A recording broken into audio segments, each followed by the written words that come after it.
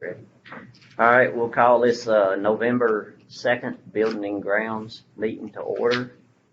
We'll do a voice roll call. Steve Haley. Here. Bill Moore. Here. Bob Hogan. Here. I'm here. Bobby Couts is out. He is in the hospital getting an IV right now, so we do have 4 here, so we do have a quorum. I will entertain a motion to approve the minutes. I move that minutes be approved without any objection, without any additions or subtraction. All right.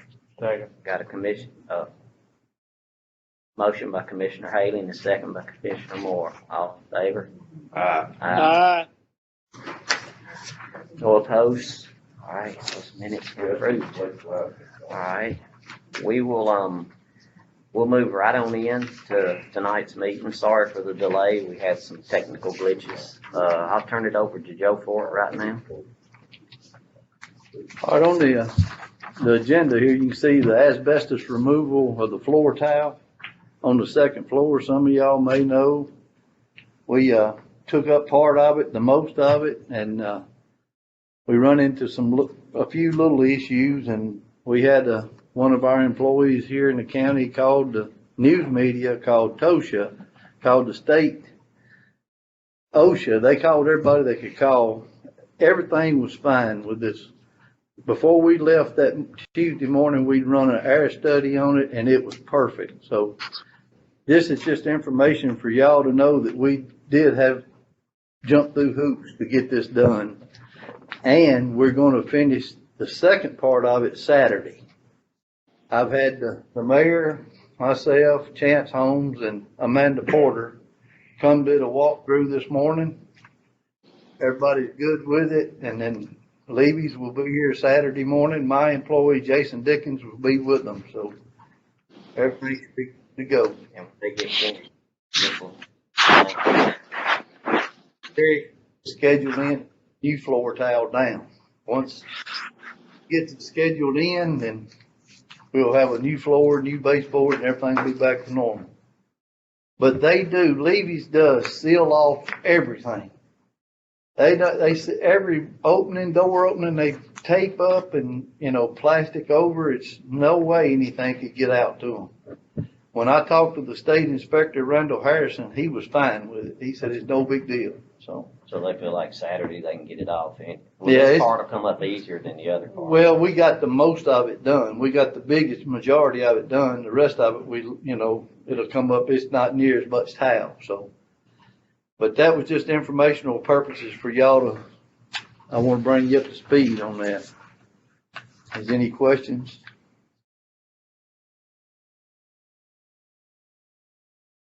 All right, on the second one is the budget amendment. It's listed into your, I got to do a budget amendment, get y'all to approve to do a budget amendment tomorrow. $3,000 of it is for the phones for the elevators.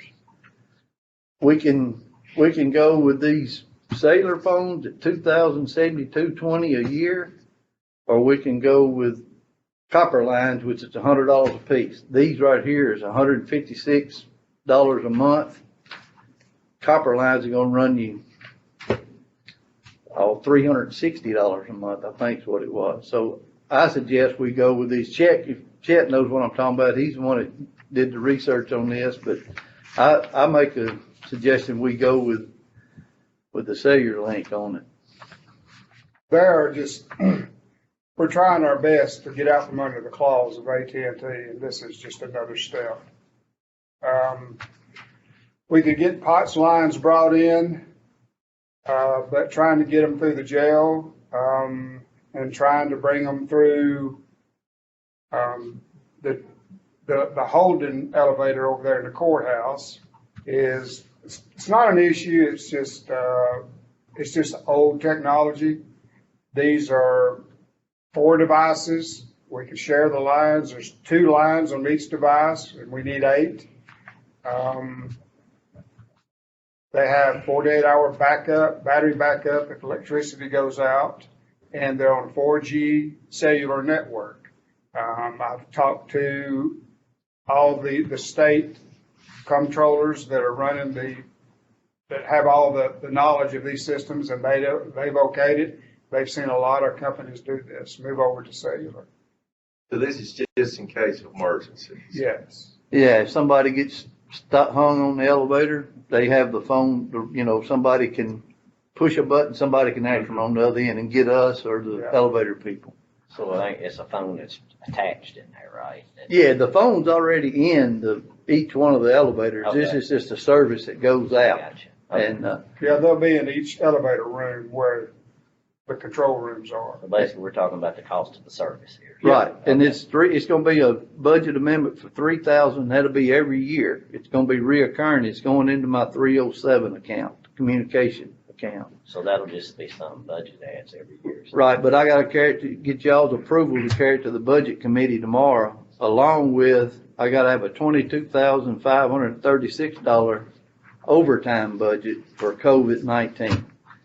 If, you know, we have to come in early in the morning, 2 guys and spray, and this is the overtime money that it's gonna cost to get us through this year. And hopefully after July, we're done with it, but who knows? We may have to have a reoccurring budget amendment every year for that also, but that's something we're not gonna know until COVID goes away.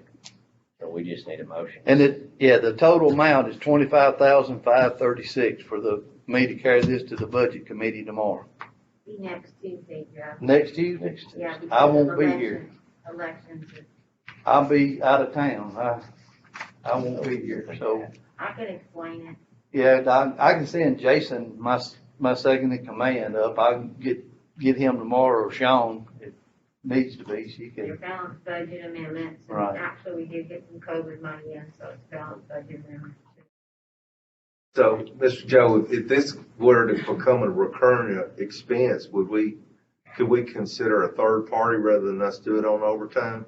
We could, but I'm sure it's gonna be, I hadn't got the figures, but I understand. it's astronomical on Okay. cost. Our guys could probably do it cheaper, Okay. you know. And my guys really, trust me, they want it to go away. They're tired of Right. coming in early every morning. So this is just gonna get us through the budget. It's gonna get us through July 1. Okay. All right, got a motion? Commissioner Moore, I'm on board. Yeah, I'll second it. got a second by Haley. Hey, Eric. Do we have any discussion, any more discussion? Eric, can you hear me? Yes. Is this just going to cover a half a year? Yes. And so the next budget year, it'll be like 46,000. If COVID continues, yes, it will be. So you're telling us one thing, but it really means something different. It's going to be more money involved, right? It could be, as long as, it depends on where the COVID goes away. If the COVID never goes away, it's gonna be a $50,000 budget in that line item every year.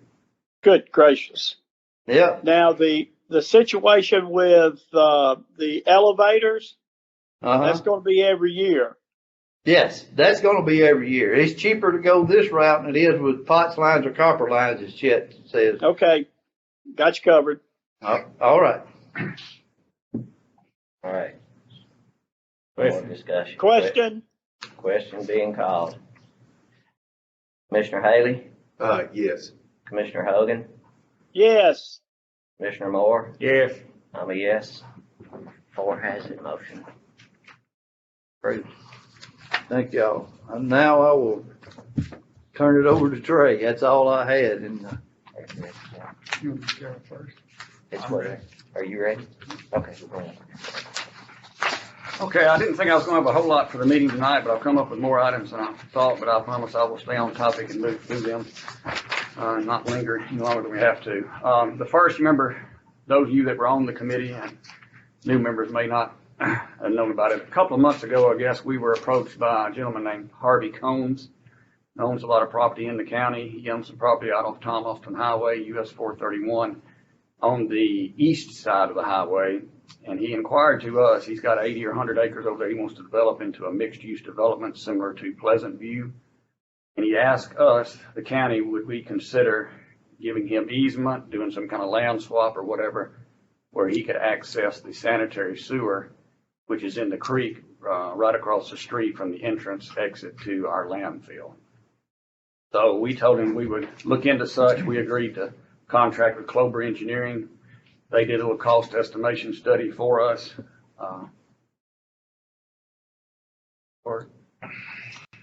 This is the letter I got from Josh Line at Clover Engineering. I did send you all a copy of this back on Tuesday, October 13th via email. I sent another one out earlier this afternoon in case you had misplaced that one. But basically he did what I asked him to do. He looked at a cost estimate for a road to connect Tom Austin Highway to West County Farm Road. I had him consider an 80-foot right-of-way. This would be considered an industrial type road. And just figure 3 12-foot lanes, so 36 feet of pavement and then shoulders. The single biggest item on cost is earthwork, and that's somewhat unknown because we don't know how much rock we're going to get into. He just as a best guesstimate, he figured we would encounter rock at a depth of 25 feet, which is being a little optimistic. It could be much shallower than that. So if you look at his cost estimate, I won't go through all of them, but he does a really good job. The first general items are soft cost, contractor mobilizing, but also like surveying and platting. There would be some recording of deeds and maybe subdivision plats for land swap or whatever. Any environmental geotechnical reports, the civil engineering design, and you would have to have some inspections and testing along the way as you were installing this. And TDOT most likely would require you to have a traffic study. Then he went into, this is figuring gravity sewer. He figured sewer main line and the sewer manholes. The gas main should not be in there. I did not do a good job. We talked about all possible utilities, and I obviously didn't make it clear to him that gas would not be one of the costs to consider on this study, but it's not that big a cost compared to the entire overall budget. The earthworks, the single biggest, $3 million is what he estimates, and that's if we don't encounter limestone or some kind of native rock until 25-foot depth. Then there are 2 fairly significant drainage structures that would have to go on each end of the project. I'll show you those locations in just one moment. Erosion protection, prevention, silt control, final stabilization of any surfaces that were disturbed, TDEC permits, ARAP permits for the streams. It comes up with about $3.9 million. You could take off the $42,000 for the gas main, which is somewhat negligible. And then he figured 15% contingency. So it was a lot more than even I thought it would be. He's estimating it to be close to $4.5 million. If, this is important to know, if Mr. Combs has to just go ahead and put in a sewer pump station, he doesn't come to some agreement with us, or he gets an agreement with an adjacent property and is able to get easement in order to put in the pump station, which means you can't do gravity, his cost is estimated to be about $318,000. That's what he would be looking at spending to put the sewer in, and then any land swap easements or whatever would be outside of that, whatever he could work out. If you look at the next page, Ted, how would I zoom in one notch on that? Right here. Thank you. You can see that Mr. Combs' property, where it is in relation to our landfill property and the 50 or 60 acres that we own, we are asking to look at lining the road up with the exit of our landfill and coming out to Tom Austin Highway. It leaves roughly about 5 acres out here, or when you take the right of way out. And we had talked about maybe a land swap or something, a part of that acreage with Mr. Combs if we considered it. But that was before we got the the project cost back. This is a topo map, which I know some of y'all may or may not be familiar with, but generally all your cut is through here and your fill is here. Here's one of the streams coming through, and it would take one of the drainage structures. And of course, the other is over in the creek or ditch or whatever you're gonna call it by the landfill. So 2 fairly good sized drainage structures would have to go in on each end of the project. So if he was still wanting to do some land from whoever, whether it was us or not, he would have to put a pumping station in, right? Even if he just runs his line. There's no gravity route. And what gives him a gravity route, this is important to know too, him wanting gravity sewer is not dictating the alignment of the road, the vertical alignment. The vertical alignment of the road enables him, if we did it, to get gravity sewer. And here's why. We have to match cross slopes coming off Tom Austin Highway. We have to attach back down here to West County Farm Road. So you got grades on each end you have to hit. And our maximum allowable grade on our subdivision regs for Robertson County is 6%, which you would not want anymore of that with big trucks loaded going in. You want it to be like Mont Eagle Mountain or something going off of that. So they came up with like 5.1%, and that would allow him to put gravity sewer in there. And part of that cost is the sewer, you know, is going to be 6, 8, 10 foot below the road. And that's where some of that rock excavation comes in at 25-foot depth. So that's the last sheet I have on that. I know that's a quick summary of the project, but I will entertain any questions or concerns, or I don't know if you be any kind of motion you would want on it or not, Eric. Oh, I just wonder if he put his own stuff in and we let him come across there and give us some land for it. Do his own work. I mean, we could use land frontage. That's what's killing us on it. Yeah, it'd be a very good idea. Of course, he's wanting somebody else to pay for it, but. Eric's talking about it, since we have this 50 or 60 acres, if we could swap some land with him, that would give us access in the future if we ever did want to put a road in. I know we may not want to now.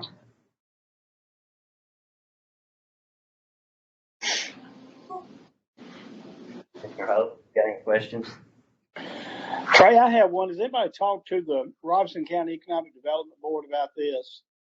A possibility of them using some of the Red River money? I will turn it over to Mayor Vogel to answer. I'm not sure. Them, this, what Trey just showed you, and at that amount of money, they was not interested. I understand. I mean, it was sticker shock, you know? Especially the way the land lays. They didn't think there was enough land there for that kind of expense. And of course, then you have to build a road through there and do the, whatever they would do. They just didn't think, it was too much money. Mayor, the sheriff has thought about in the past building a shooting range or offices to accommodate the shooting range. Have y'all given any thought, or has he given any thought of maybe putting something over there on that open area? I know that's two different issues here, but would that work with this sewer system going across and Mr. Combs wanting to develop that property on the other side of the road? He's got a shooting range on the back part of the dump. I didn't know if he could use some office space. It's right out there close to him, and let that be part of the consideration of doing something to run that road and sewer line across there.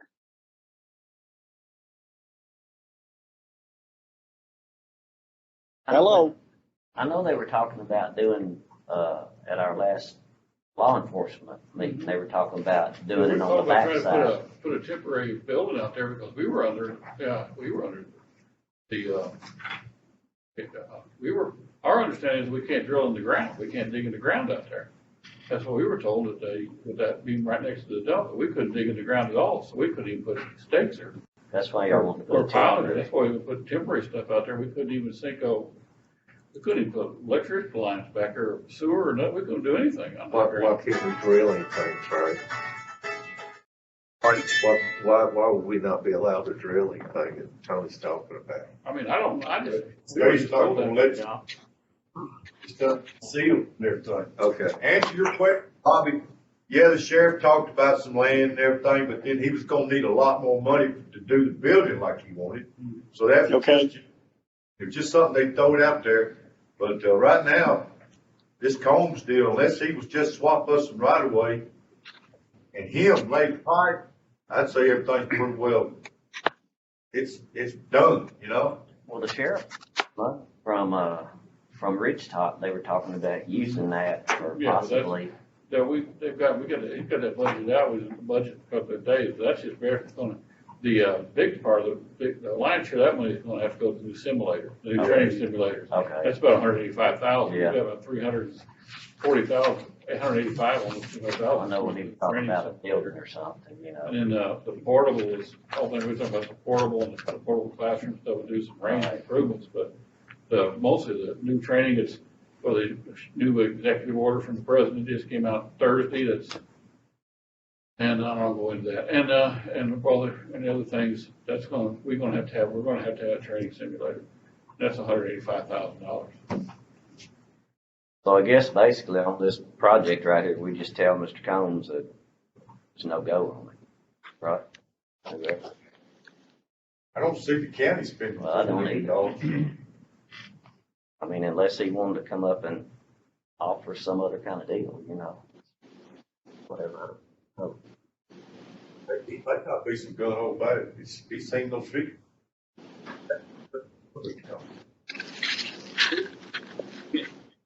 Yet using before he came to us. So I've shared it with him, but it would be reasonable.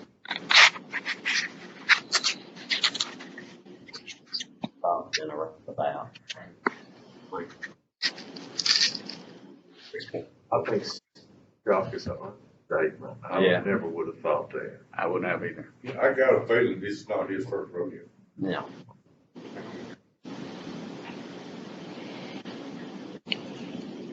Wouldn't it be nice if, we could get rid of this piece of property since we're not gonna do anything with it? You wanna put it up for sale?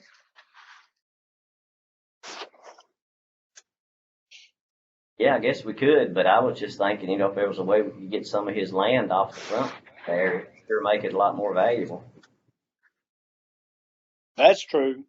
I'd say, Bobby, if he didn't get the easement, one day if we put up for sale, he'd probably stand there with his hand up. Mm-hmm. Yeah, I think you're right. Hey, but with the holidays coming in and everything, this is something we just need to discuss and what we think. We figured sell one piece of property out. I agree. That's true. I say we just move on from it and just, I think the next move is Mr. Combs. right. See if he Yeah, I has, think we need to offer him something about an easement going across, so we don't leave him hanging. He's trying to develop that piece of property across the way, and that will bring the county in some money, I would think, based on what I believe he's gonna do. I think he still has another option, Bobby, by going down 431. He just thought swapping that land out and us putting that line in would be the cheapest. Uh-huh. So he can tie only to it a little closer to Springfield or closer to Joelton? It's got to go If you're looking at your screen, the engineer did share with me, and I think somebody asked him, Mr. Combs, at the meeting he attended previously, what would he do if we couldn't do anything? And he's gonna go north one property and across it, is what he. would Okay, I like. see it. I asked him what he was gonna do if this didn't happen. He said, just move on. That was his words. Eventually the sewer will come to him. Who's been in touch with Mr. Combs? I know he just got brought here to the meeting. He's got a real estate agent he's working with. Randy Justice. Randy just. I think it's Randy Justice. Well, I guess somebody could get in touch with Randy Justice. I would be willing to get in touch with Randy and tell him that the construction of the road and sewer as a county project is a no-go. But would you want me to say we would consider, granting him an easement for his sewer, if he would swap us some property to get us frontage on Tom Austin Highway? Or is that not the direction? I think anything's consideration, except for us spending $4 million. Right. Yeah. I mean, I just think if we got some of that land that we need for frontage, you know, it would really make ours a lot more valuable, because right now, we don't have nothing tied together. So, I mean, we don't have anything right now, so. If you wanna get a hold of Randy Justice and tell him, you know, what he says, and, we could invite him to a meeting if you wanted to. yeah, I mean, if he wanted to come to the next month's meeting, you know, if we talk with him, say, hey, if he wants to come to next month's meeting and discuss it, that might be the best thing to do. they get straight out of the middle having a, Randy says this and we go Right. back. And you I know, agree with you. Yeah. That's fine. All right. Okay. So I'll we'll just, contact them, see if they're interested in coming back to me. all right. Well, we'll do that. Is that good with you, Bob? That sounds great to me. All right. Move right along. Okay, next item I have is solid waste facility. This is a project that I will discuss in more detail with the solid waste committee later this month. This is a building footprint that we have of the facility. As all of you know, it was built in sometime the 80s, mid or late 80s, as a fuel pellet factory or building or process or whatever, and since has been evolved into our current uses, handling solid waste. Kind of hard to see, but there's about 18,000 feet in this part of the building. There's another 4,000 in 2 stories over here where the offices are.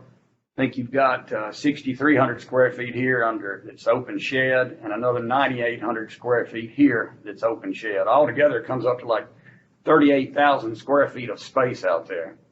So there's a lot of space out there, not all of it necessarily being used at the moment. As part of the project that's underway in this area here, we had to replace a concrete push wall.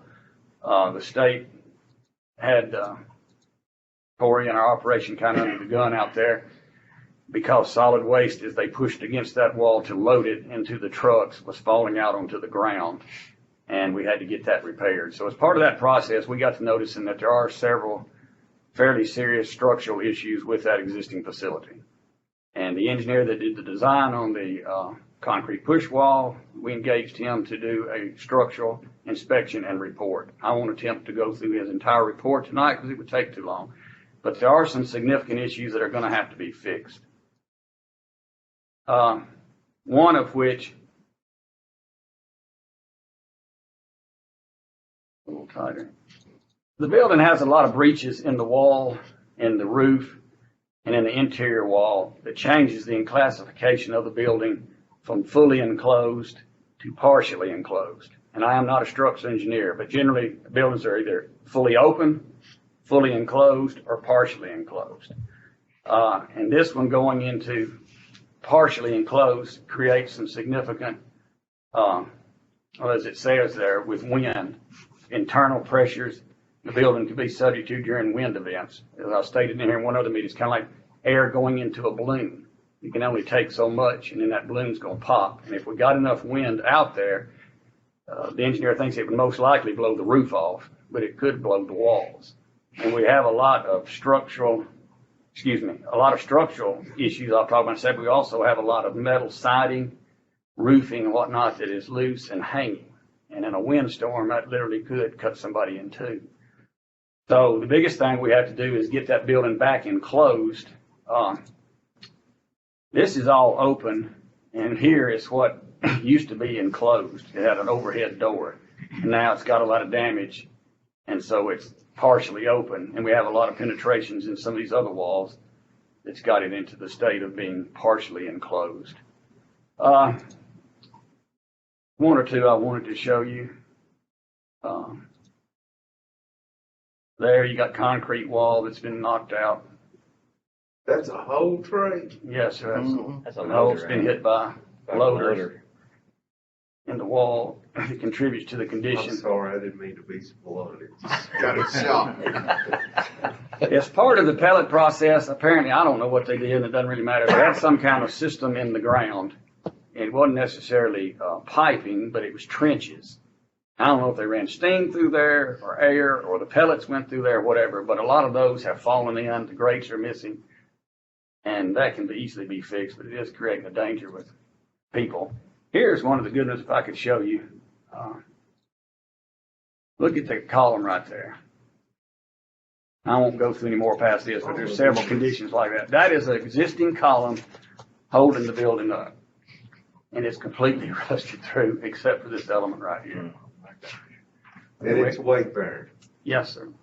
Then we have a lot of beams and girts and columns that are in the same condition. For time's sake, I won't go through them all. We also have moisture penetration in the office building and the block building. We have bird penetration getting in. So the reason I'm showing this to you all will be asked to look at this and funding and approval and whatnot here in a few months, 2 or 3 months. So it's still gotta go to solid waste committee and stuff.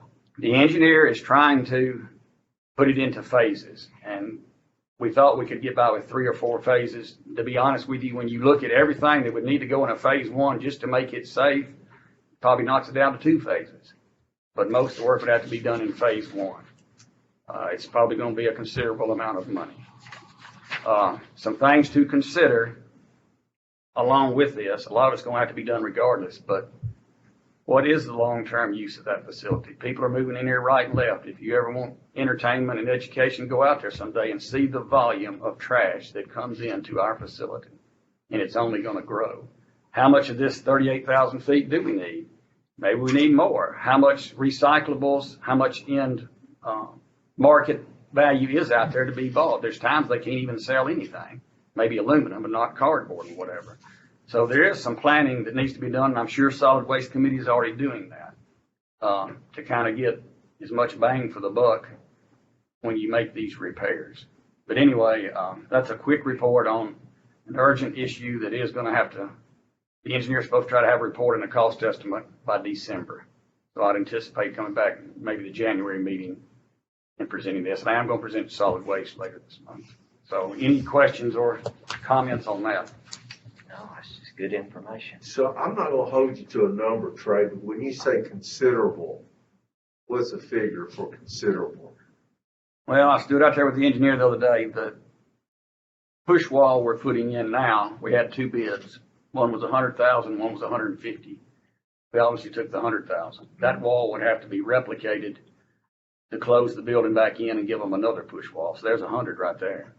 You're going to have to basically strip all the metal off of the building. I could spend an hour and show you all the holes and penetrations in the existing metal. You're going to have to then put back insulation. If you do not put back insulation and vapor barrier, the condensation and sweating is just going to. Right. So we think it would be $300,000 to $600,000 minimum, maybe more. Hey Trey, what about filling in those tubings that's in the floor out there for those pellets or whatever happened to them? So that could be done fairly easy and fairly reasonably, and needs to probably go on and be done. You could use stone or whatever, or put grates back on them. But wouldn't the entire tubing have to be filled for safety, running machinery over the top of it? I don't know what it was structurally designed as and what was to run over it, if anything, but that's a valid point. And it wouldn't hurt to have it completely filled so that you know your machinery that's running on top of it won't fall through. Very valid point. Well, that'd probably be in the engineering. How deep are they in the ground onto that concrete? Not more than 3 feet. Okay. Well, that may be enough to hold and just cap them off, but that is a consideration, though. Yes, sir. For discussion. And we'll move on. Okay, another project that Mayor Vogel has me working on. Can I zoom in on that one?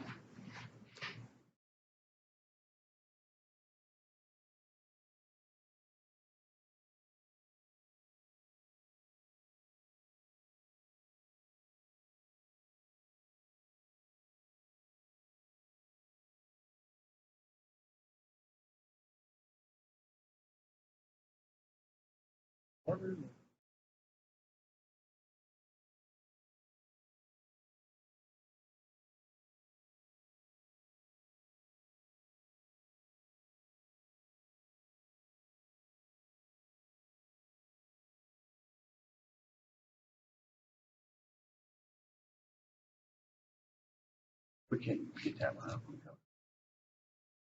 Well, that's.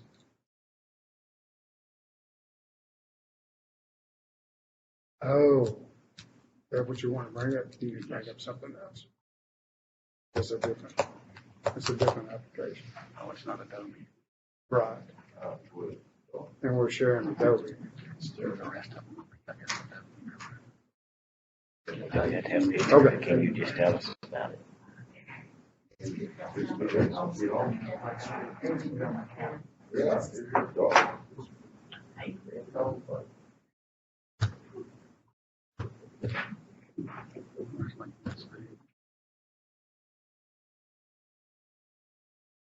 This one.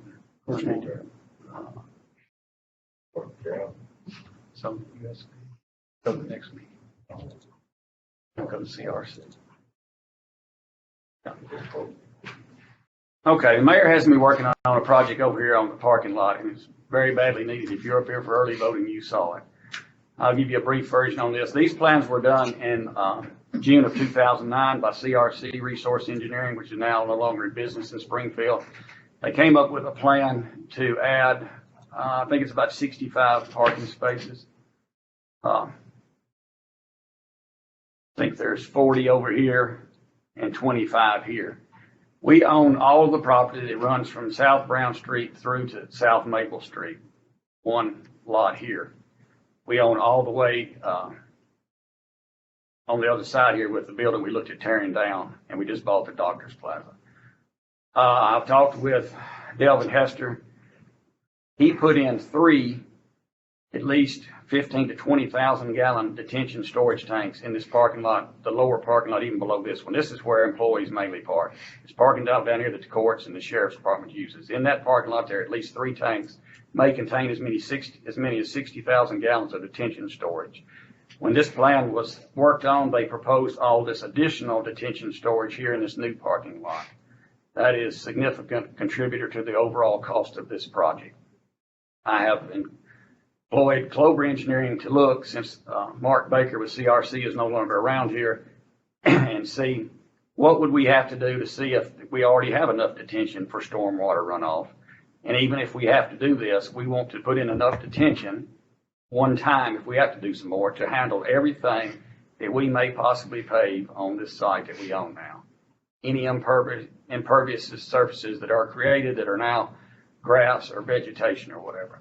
So I'm trying to use an ounce of prevention on that and get him to see, hey, maybe we can use our existing detention. If not, how much would we have to put in to be able to pave?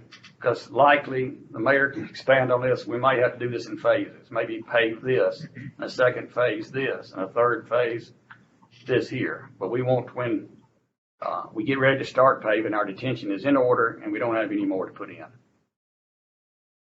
So I hope to have something back on that by the first of the year also to report back.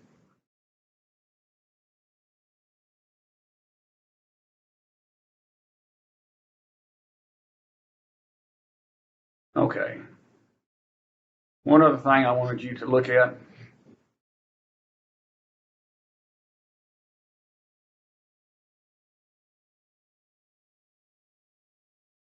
It's not really building the grounds, or maybe it would be. I talked to Keith Hoover about it today, and I think the mayor would agree with this. We are having, in the year and a half I've been here, we have had numerous drainage situations come up that the mayor and I and Delvin have had to try to address.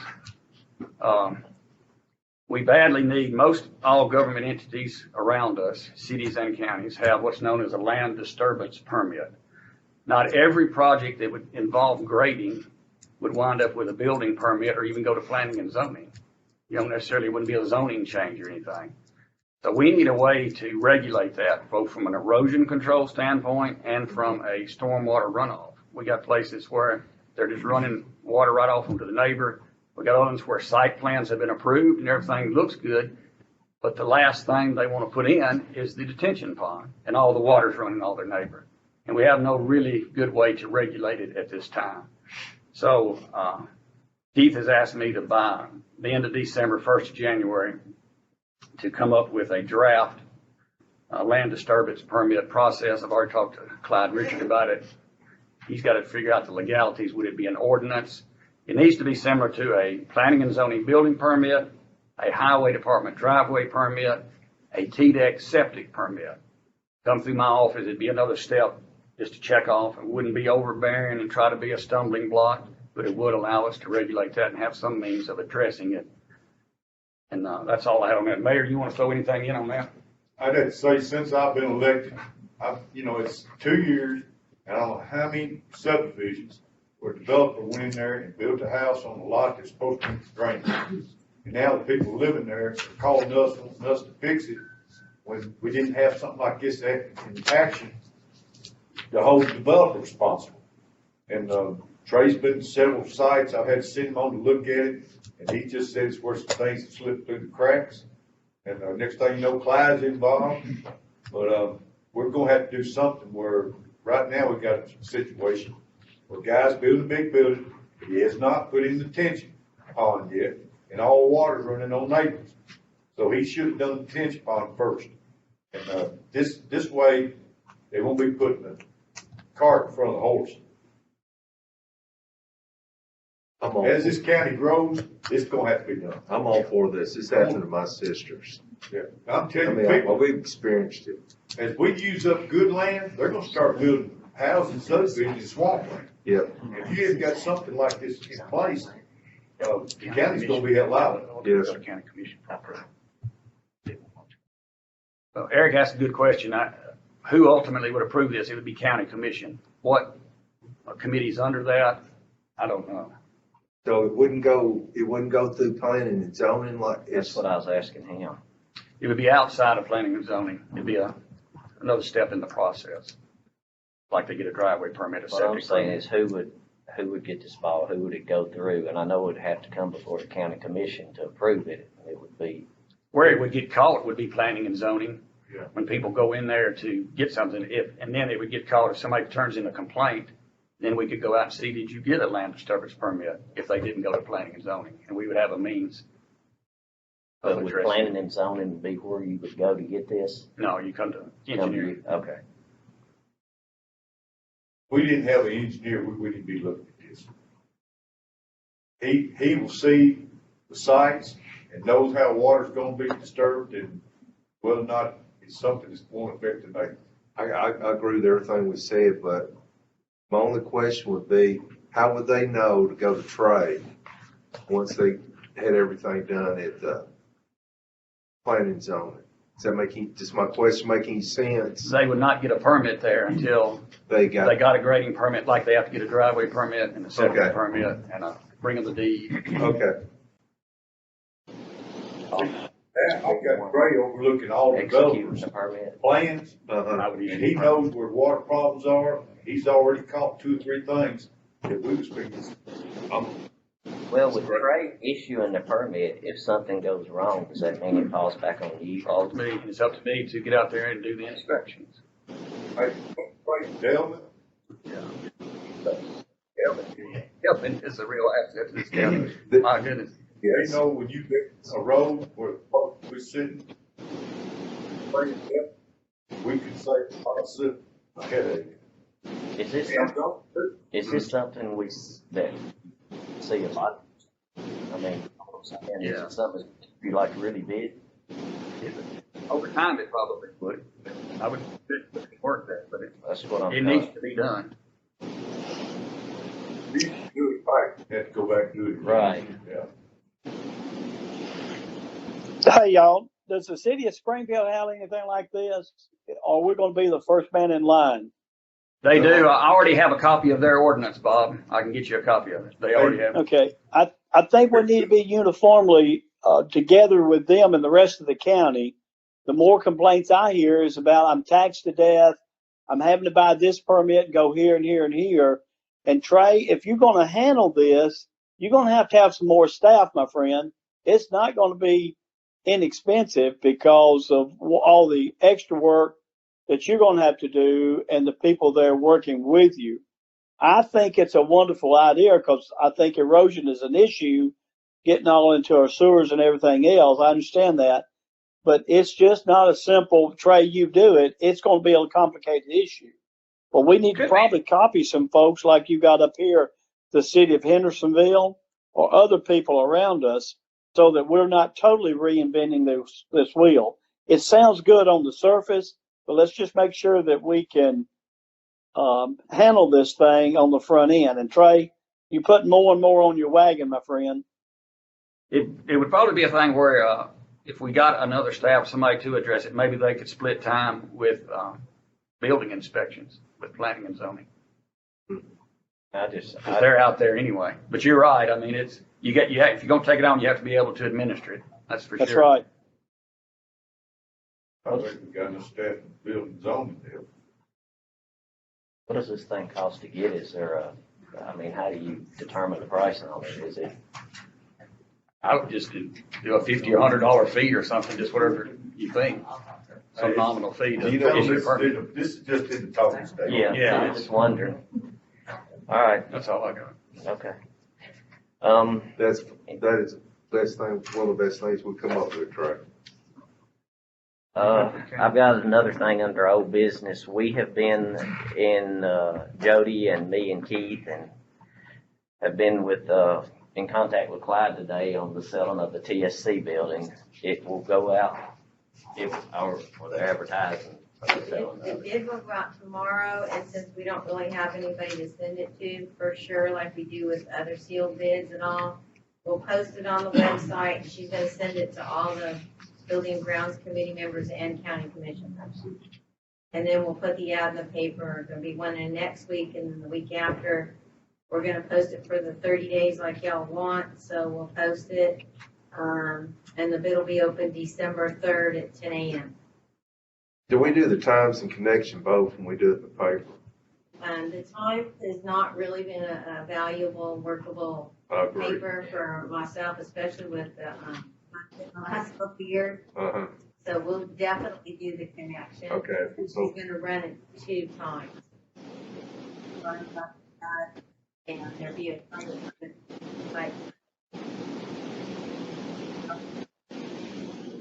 Yeah. She sends it out. Do you accept any entry on? All right. For old business. All right, under new business, Major Crawford had something he wants to discuss with us. Got nothing else to do. Oh, it used to be me, now it's you. I hate to bring this up after listening to you, and also I think you just took a big pitch, but.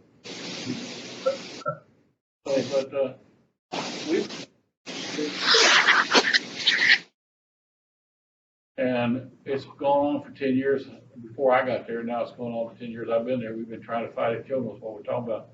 When the jail was built, the dorm units upstairs, the pipes chases up are very small.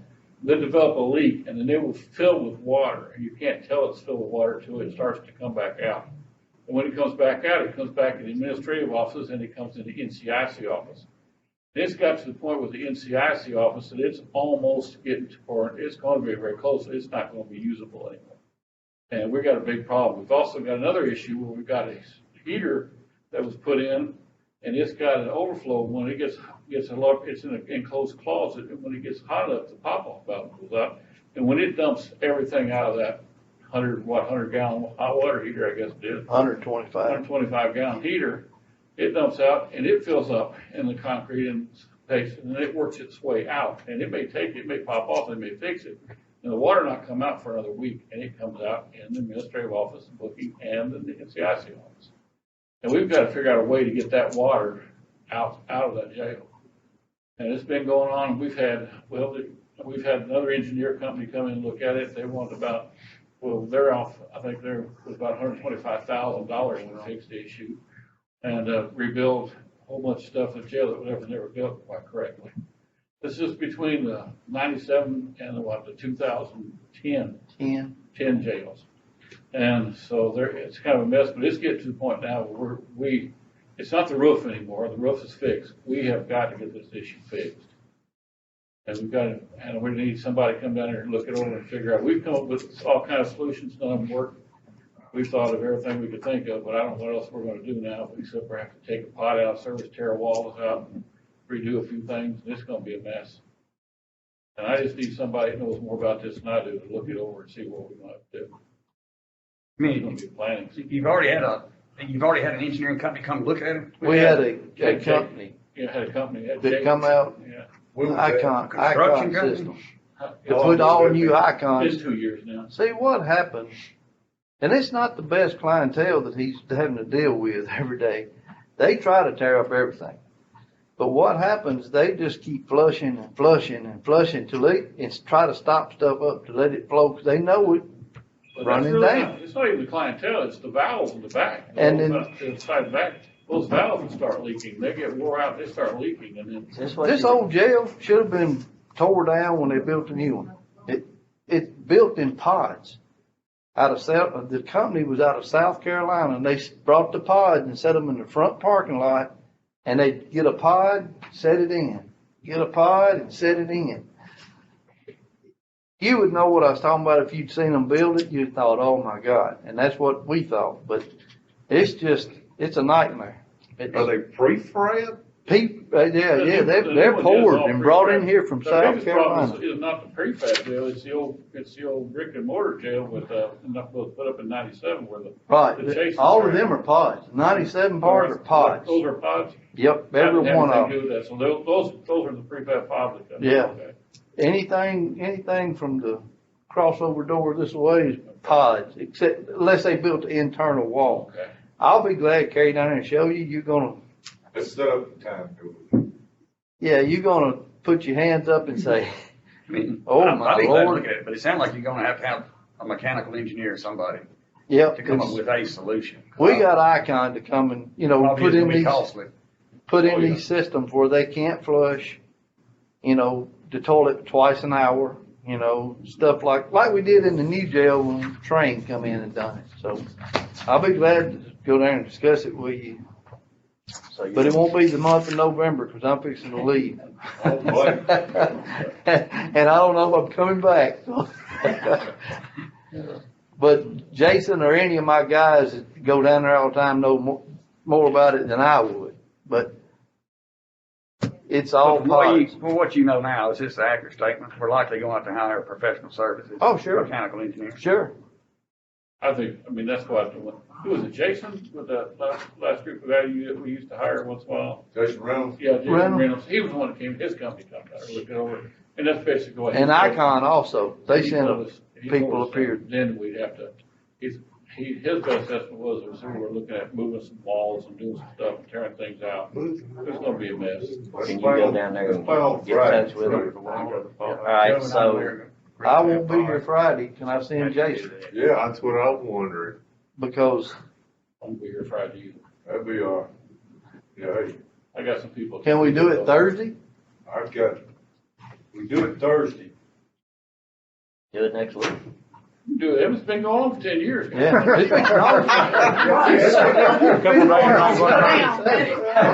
go. We spent that $40 million on the U party. It's like, even the U party, whoever designed it, that jail should have been in Florida. It wouldn't make it like it was. It's been doing it since 97. It ain't nothing new. I mean, right off the bat, brand new jail. Kenny Batts and myself had problems with it for the first week. What you're saying, if it goes another couple of years, Yeah, I'm you're gonna have saying, to if you worry gotta about wait it. till next week, it ain't, you're not gonna fix it this week anyway, I don't know how you, when it's gonna fix it. All I right. mean, you gotta get all study, it's gonna take 90 days to get that done. You just wanna set up a time when y'all can. Well, do you want to go on Nick Baxley or wait till Joe gets back? First It of don't December? matter, that suits me too. I wish I was gone, huh? You wanna go with me? I got an extra spot. All right, so he's gonna get with you after you get back Right. from your furlough. This is nothing new for my furlough. I know where you're going. Yeah. I had to, This is nothing new, honestly. From the first We week, just need to it get was it the on the same agenda. thing. yeah, let's get on That's Jim. what I'm here All right. for, is to get it on the agenda, get it on the place we can start looking at. Well, let's things. just do it in I'm not saying you December. gotta fix it tomorrow, cause I don't think you're gonna get it then. Let's just plan on doing it in December then, how's that? All right. Okay. We sure want to keep We that got anything clientele else under new going. business? I'll entertain a motion to I'm not adjourn. worried about the plan, don't worry about. Got a motion to adjourn. Second. All right. So Commissioner